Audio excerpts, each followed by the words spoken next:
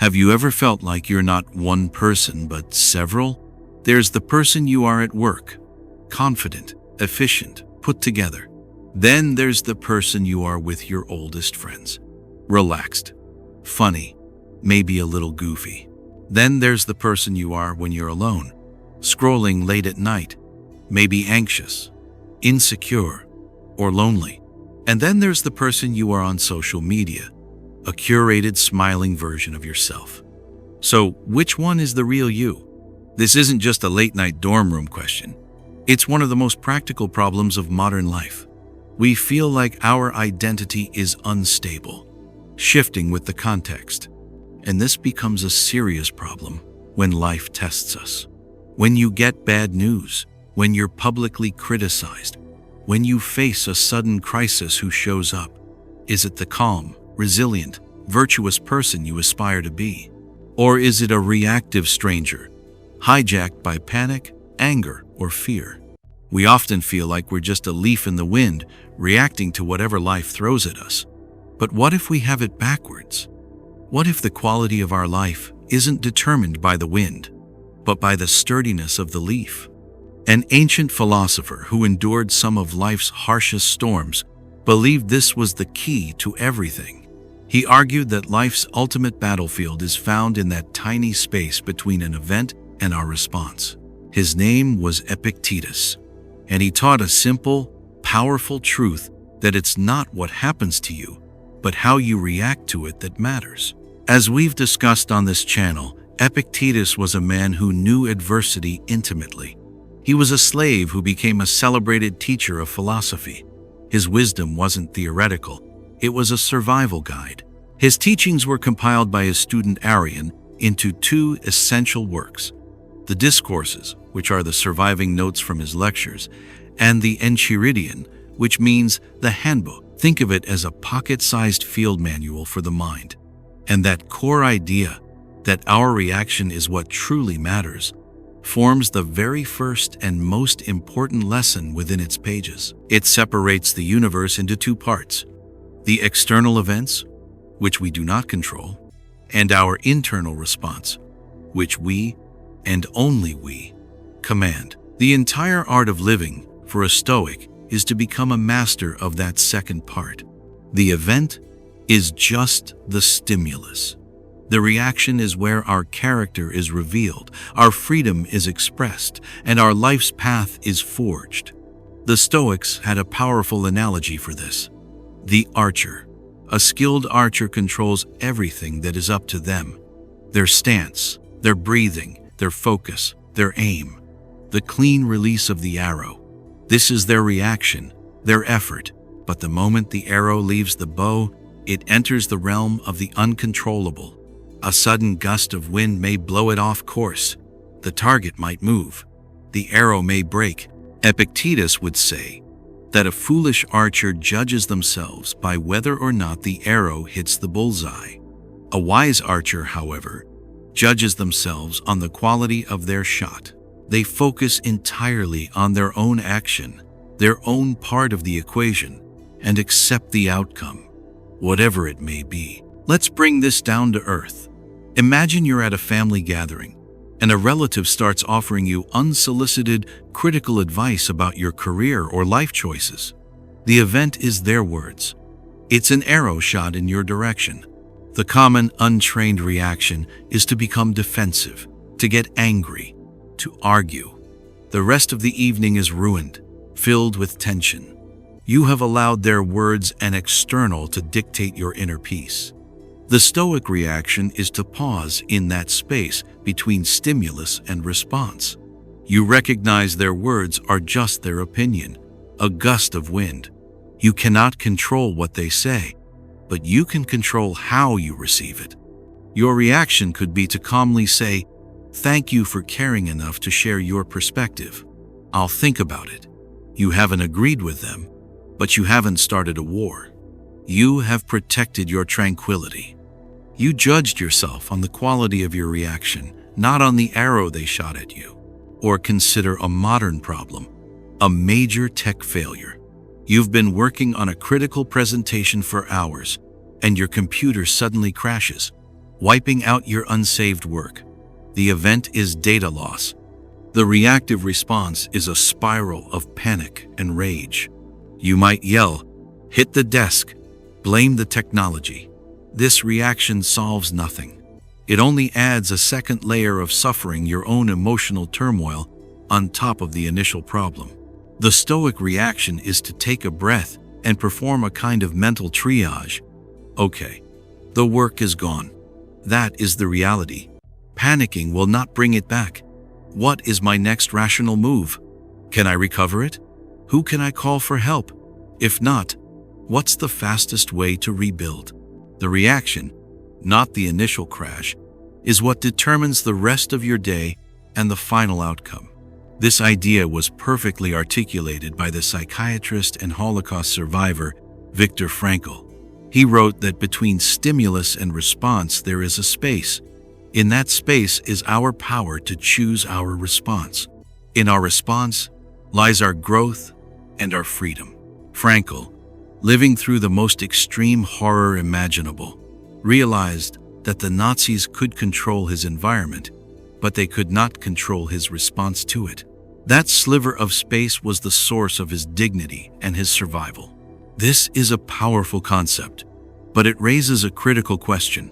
How do we get better at using that space? How do we ensure that the calm, wise, resilient self is the one who shows up to react in a crisis, and not the panicked, angry, or insecure one? We all want to react well, but in the heat of the moment, our best intentions often fail us. This is where the second half of the Stoic system comes in. Epictetus taught that you don't just hope for a good reaction, you prepare for it. And that preparation starts long before the crisis hits. It starts with a clear and deliberate choice about who you want to be.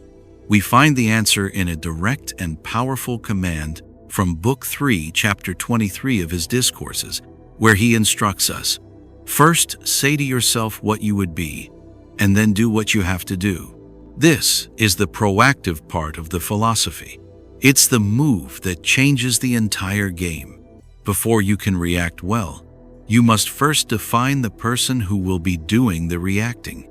It's about creating a personal blueprint for your character. Before you walk out into the chaos of the world, you must first stand still and decide on your own internal principles. Who do you want to be today? Patient? Disciplined? Honest? Courageous? This act of defining your identity becomes your internal compass. Without it, you are just a collection of random impulses, pushed and pulled by external events. But with it, you have a standard against which you can measure your actions. Think of an architect. A bad architect just shows up at a construction site with a pile of bricks and starts reacting to the terrain. The result is a chaotic, unstable mess. A good architect spends most of their time on the blueprint first. They define the structure, the purpose, the principles of the building before a single brick is laid. When problems arise during construction, and they always do, the architect doesn't panic. They consult the blueprint. Their decisions are guided by a pre-established plan. This is what Epictetus is asking us to do with our character. Let's look at how this works in practice. Example 1. A difficult conversation. You have to talk to your partner about a sensitive issue.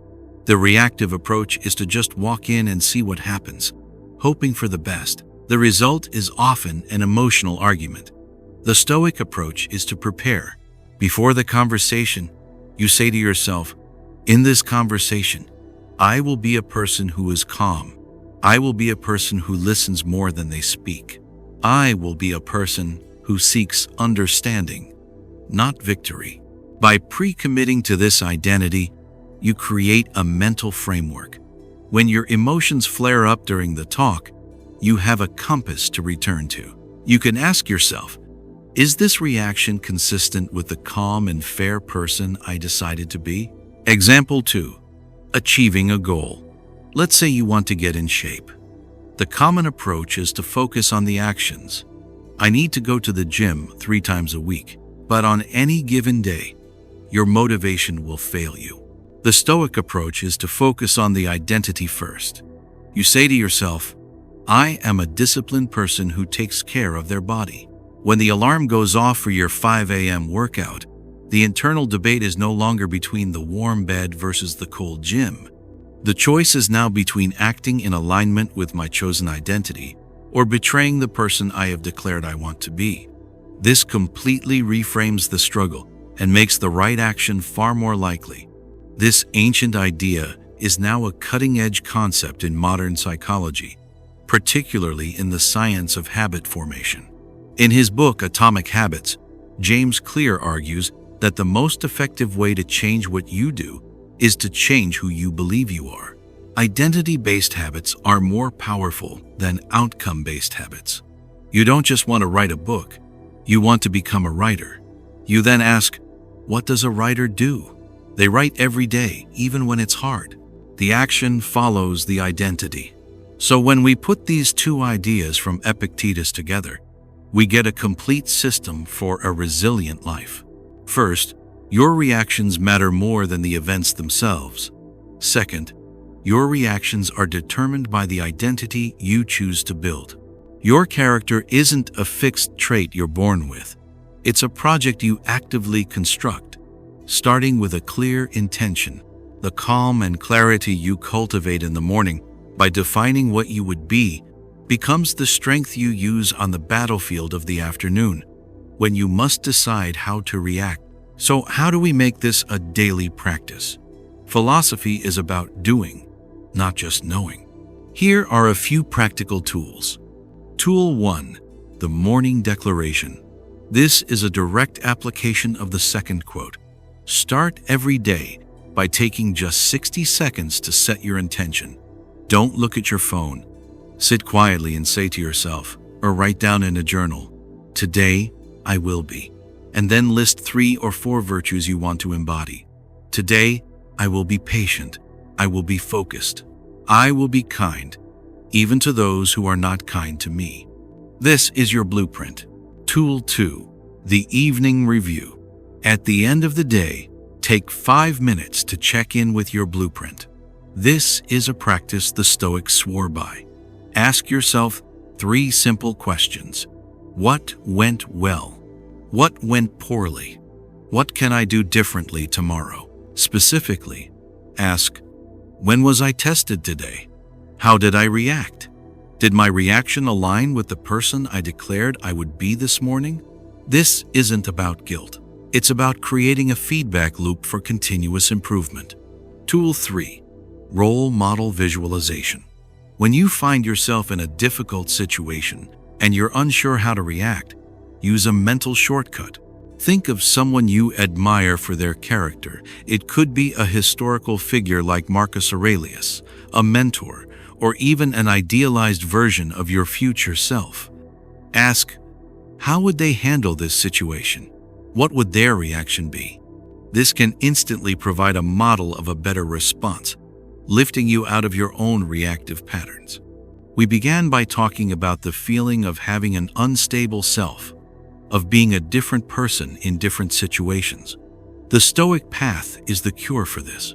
It's a journey from being a reactive product of your environment to being the proactive architect of your own character. Life will always be unpredictable and chaotic. Events will always happen that you did not choose, but your character, your soul, does not have to be. That can be a firm and steady rock in a raging sea. It is a 2-step process, a complete system for a good life, gifted to us by a man who lived it. First, you must create your blueprint, an idea straight from his Discourses, where he tells us to first say to yourself what you would be, and then do what you have to do.